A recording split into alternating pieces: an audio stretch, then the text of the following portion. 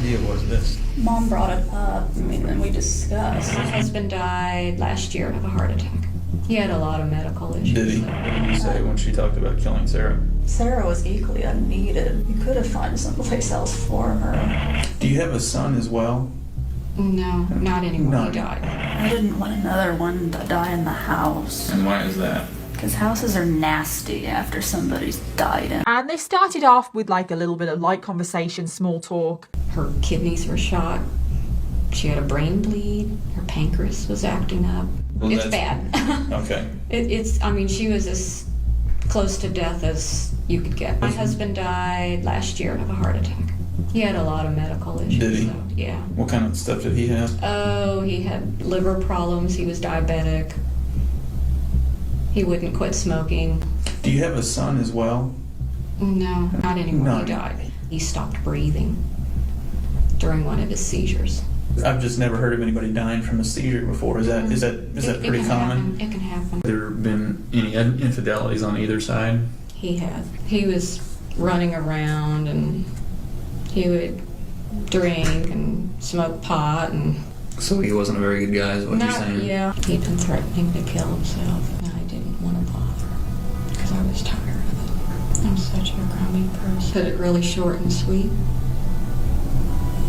I knew they were drinking antifreeze. I'm a believer myself, so I understand where you're coming from on that. Now's your chance to tell us why and to show some remorse and ask for forgiveness. You knew, Diane, that they were drinking antifreeze because you were giving it to them. I didn't know what else to do.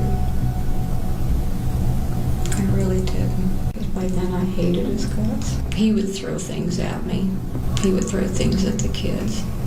And I guess I just had enough. How long had you been giving them the antifreeze? Maybe a couple of days. And what were you putting it in? Coca-Cola. How much would you put in? A couple of teaspoons, maybe.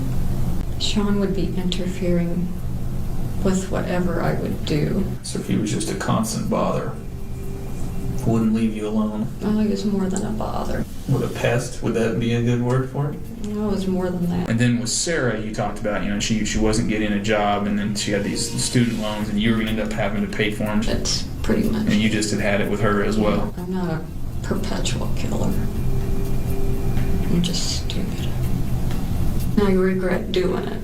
I really do. I've screwed up everybody.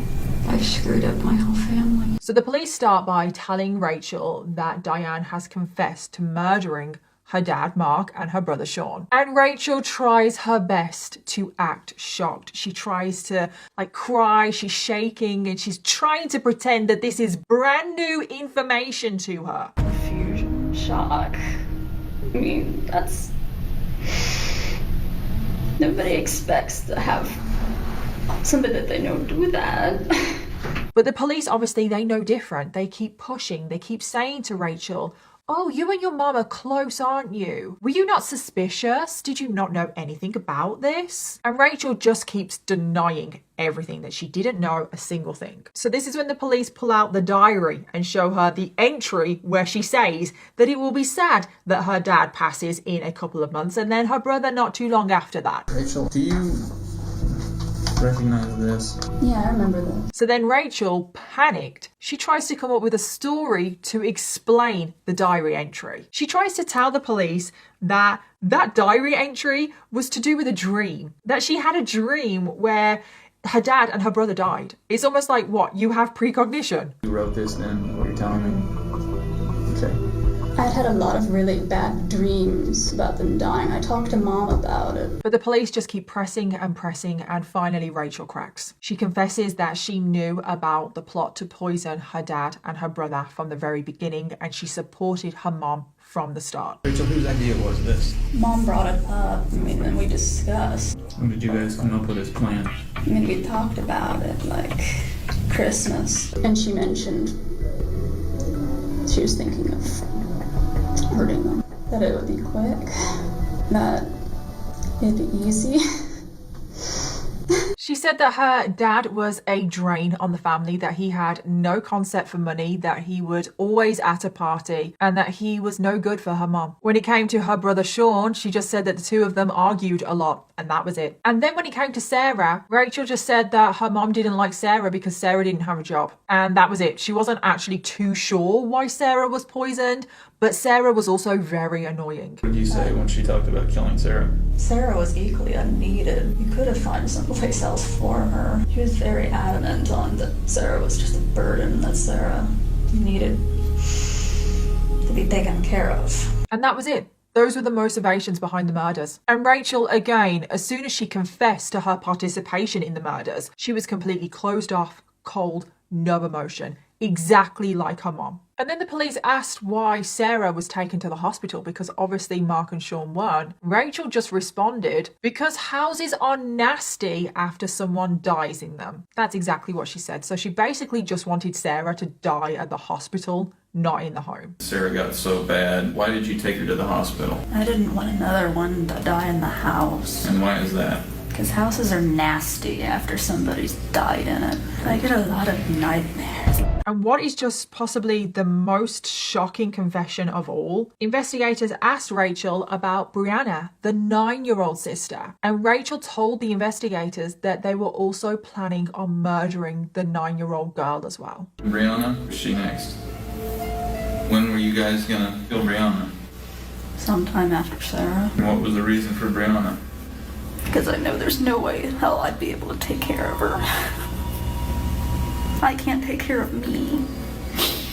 So how could I ever take care of her? And that's just completely sickening that Diane and Rachel were planning on murdering a 9-year-old girl. They were planning to murder her in the exact same way, poisoning her with antifreeze. And I am just so thankful that the evil duo never got a chance to harm that 9-year-old girl. So Diane and Rachel are now arrested and they are held in custody. And this is actually when some good news comes through, because it turns out that Sarah starts to make a recovery. Thankfully, she arrived at the hospital just in time. Doctors were fully convinced that she was not going to make it, but after being in the hospital for 24 hours, she did start to slowly pull through. However, even though Sarah survived, she would sadly never be the same again. She suffered a lot of organ damage, a lot of brain damage, and she would now be left with multiple life-changing disabilities. When Sarah woke up, she was initially completely paralyzed. She had to slowly learn how to walk again. She had to slowly learn how to talk again. And the recovery process was going to take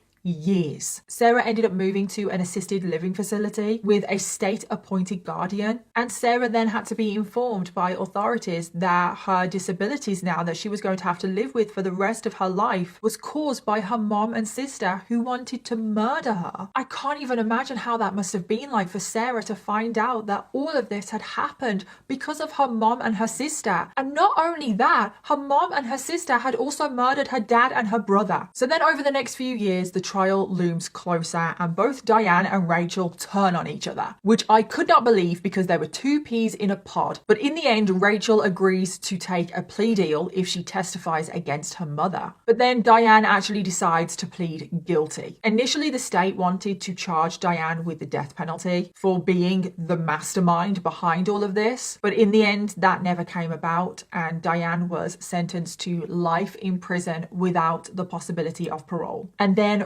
Rachel was sentenced to life in prison with the possibility of parole after 42 years.